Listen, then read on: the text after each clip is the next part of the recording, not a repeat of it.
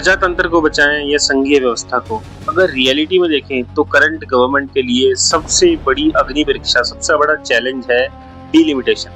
नारी वंदना अधिनियम, women reservation bill, delimitation, ऐसे तमाम टेक्निकल वर्ड्स को लेकर बीते कुछ दिनों में संसद में लगातार बहसें चली और फाइनली इन सब बहसों का कंक्लूजन क्या निकला।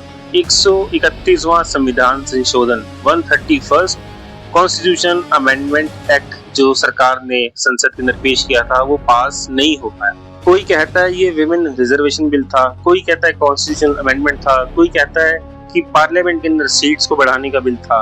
आखिर असली मामला क्या है? देखो भाई, 2023 के अंदर भारत सरकार द्वारा नारी वंदन अधिनियम लेकर आ गया।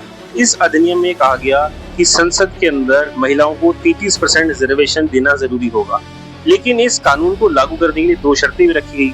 पहली शर्त ये कि 33% रिजर्वेशन को लागू करने के लिए लेटेस्ट सेंसस को यूज किया जाएगा जो करंटली 2026 में चल रहा है, और दूसरी शर्त ये कि ये 33% रिजर्वेशन 2034 के इलेक्शन और उसके बाद लागू होगा। अभी संसद की सीट बढ़ाने और डिलिमिटेशन का क्या मसला है?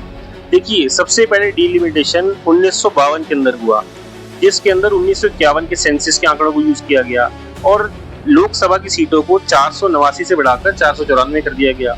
उसके 10 साल बाद 494 को बढ़ाकर 522 कर दिया गया और उसके बाद 1971 के अंदर इसे बढ़ाकर 543 कर दिया गया और 25 साल के लिए इसको फ्रीज कर दिया गया। 2002 के अंदर अटल बिहारी वाजपेयी सरकार ने इसका रिव्यू किया और इसके अंदर कुछ चेंजेस किए, लेकिन 25 साल की लिमिट और एक्सटेंड कर दी और 2026 तक लागू कर दिया।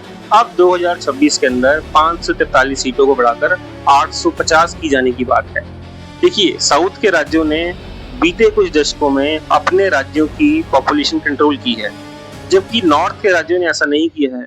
अब जब सीट्स बढ़ने की बात है तो साउथ की स्टेट्स का कहना है कि नॉर्थ इंडिया की स्टेट्स के कंपैरिजन में उनकी सीट्स कम बढ़ेंगी और पार्लियामेंट के अंदर पॉलिसी मेकिंग के अंदर उनका रिप्रेजेंटेशन नॉर्थ के मुकाबले कम होगा और उनकी पॉलिसी मेकिंग के अंदर हिस्सेदारी कम होगी, जिससे उनकी नेगोशिएशन पावर पर असर पड़ेगा।